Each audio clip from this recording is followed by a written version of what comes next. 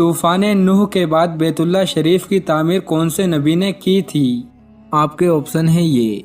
ए हज़रत शोएब अलैहिस्सलाम, बी हज़रत ईसा अलैहिस्सलाम, सी हज़रत इब्राहीम अलैहिस्सलाम, डी हज़रत हूद अलैहिस्सलाम। आपका टाइम शुरू होता है अब।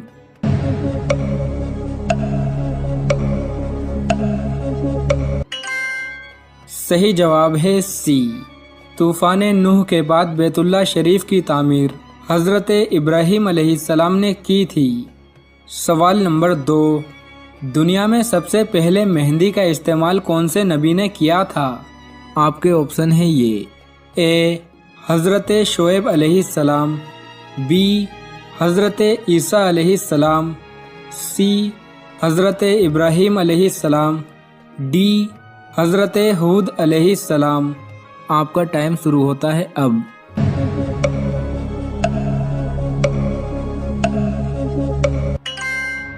सही जवाब है सी। दुनिया में सबसे पहले मेहंदी का इस्तेमाल हज़रत इब्राहीम अलैहिस्सलाम ने किया था। सवाल नंबर 3, कुरान मजीद में जहन्नुम का जिक्र कितनी मर्तबा आया है? आपके ऑप्शन है ये। ए 70 मर्तबा, बी 80 मर्तबा, सी 90 मर्तबा, डी 100 मर्तबा। आपका टाइम शुरू होता है अब।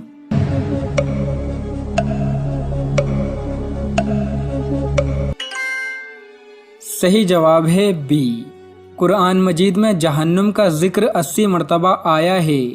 सवाल नंबर 4, कुरान मजीद में किताब तौरात का जिक्र कितनी मर्तबा आया है? आपके ऑप्शन है ये। ए 10 मर्तबा, बी 18 मर्तबा, सी 22 मर्तबा, डी 33 मर्तबा। आपका टाइम शुरू होता है अब।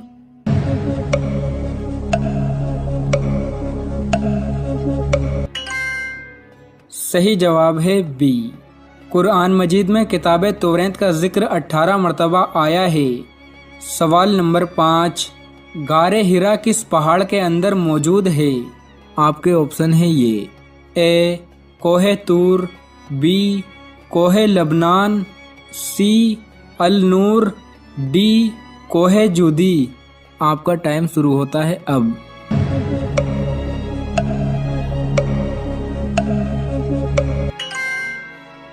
सही जवाब है सी। गारे हिरा अल नूर पहाड़ के अंदर मौजूद है। सवाल नंबर 6, कौन से नबी का चेहरा हुजूर करीम सल्लल्लाहु तआला अलैहि वसल्लम से मिलता है? आपके ऑप्शन है ये। ए हज़रत शोएब अलैहिस्सलाम, बी हज़रत ईसा अलैहिस्सलाम, सी हज़रत इब्राहीम अलैहिस्सलाम, डी हज़रत हूद अलैहिस्सलाम। आपका टाइम शुरू होता है अब।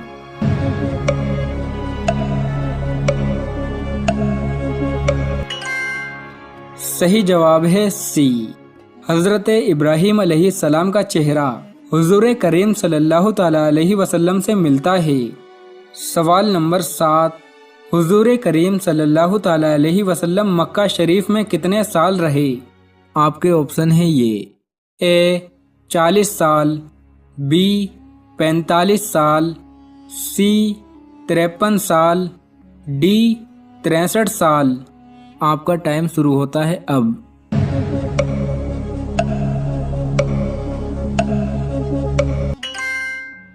सही जवाब है सी।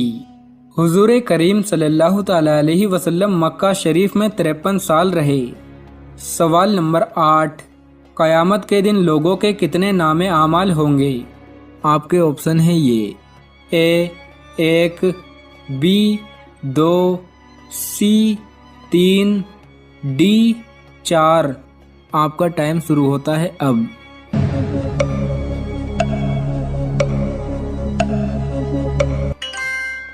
सही जवाब है सी। क़यामत के दिन लोगों के 3 नामे आमाल होंगे। सवाल नंबर 9, कुरान मजीद के बाद सबसे मुक़द्दस किताब कौन सी है? आपके ऑप्शन है ये। ए तौरात, बी जबूर, सी इंजील, डी صحیح بخاری۔ آپ کا ٹائم شروع ہوتا ہے اب۔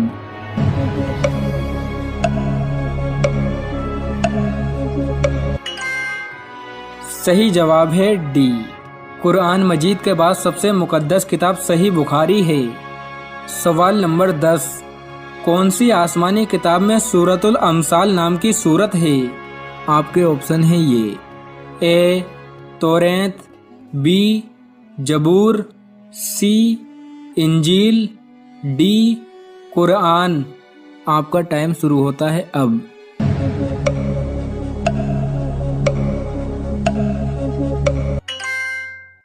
صحیح جواب ہے سی، کتاب انجیل میں سورۃ الامثال نام کی سورت ہے۔ سوال نمبر 11، کتاب انجیل کون سے نبی پر نازل ہوئی تھی؟ آپ کے آپشن ہیں یہ، اے حضرت شعیب علیہ السلام، بی حضرت عیسیٰ علیہ السلام، سی حضرت ابراہیم علیہ السلام، ڈی حضرت ہود علیہ السلام۔ آپ کا ٹائم شروع ہوتا ہے اب۔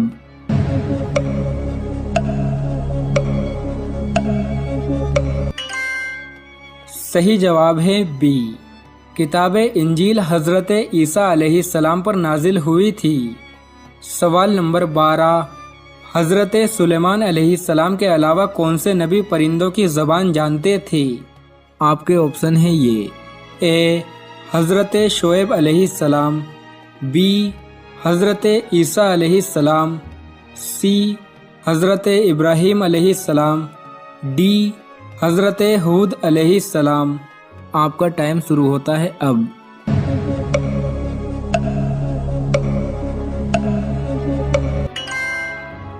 صحیح جواب ہے ڈی، حضرت ہود علیہ السلام بھی پرندوں کی زبان جانتے تھے۔ سوال نمبر 13، بنی اسرائیل قوم پر اللہ نے کتنے نبی بھیجے تھے؟ آپ کے آپشن ہیں یہ، اے 40,000، بی 60,000، سی 70,000، ڈی 90,000۔ آپ کا ٹائم شروع ہوتا ہے اب۔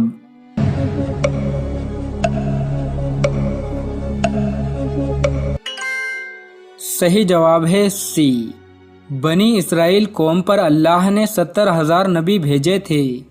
سوال نمبر 14، قرآن مجید میں سورتوں کے نام کس نے لکھے تھے؟ آپ کے آپشن ہیں یہ، اے حجاج بن یوسف، بی ابن العربی، سی محمود غزنوی، ڈی تینوں نہیں۔ آپ کا ٹائم شروع ہوتا ہے اب۔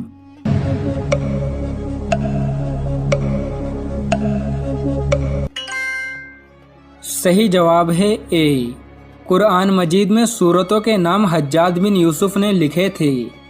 سوال نمبر 15، غسل کے درمیان پیشاب آنے کی صورت میں کیا کرنا چاہیے؟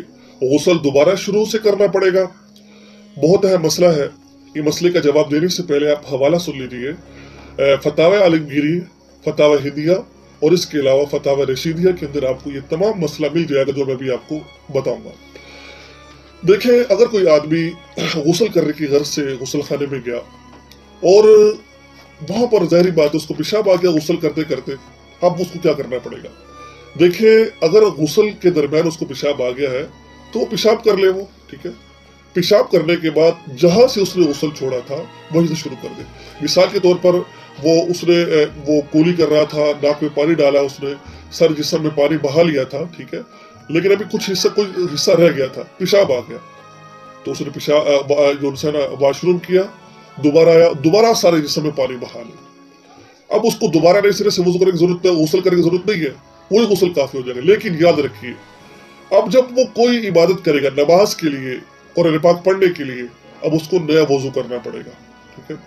اگر وہ پیشاب کرنے کے بعد وضو کے اعضاء دھو لیتا ہے، یعنی کہ وضو کے اعضاء کیا ہے؟ چہرہ ہے، ہاتھ ہے، ٹھیک ہے، اور کولی کر لیتا ہے، ناک میں پانی ڈال لیتا ہے، وضو کے اعضاء دھل گئے ہیں، ٹھیک ہے نا، غسل کرنے کے بعد، پیشاب کرنے کے بعد، اب اس کو دوبارہ وضو کرنے کی ضرورت نہیں ہے، ٹھیک ہے نا۔ دوبارہ اس کا یہ جو غسل کیا یہ اس کو وضو شمار ہو جائے گا۔ لیکن مستحب یہ ہے، جب آپ کو پیشاب پخانا آ گیا ہے، پیشاب پخانے سے فارغ ہونے کے بعد آپ نئے سرے سے غسل کر لیں، انشاءاللہ اس سے آپ کا غسل بھی ادا ہو جائے گا اور آپ کو دوبارہ غسل کرنے کی ضرورت نہیں پڑے گی۔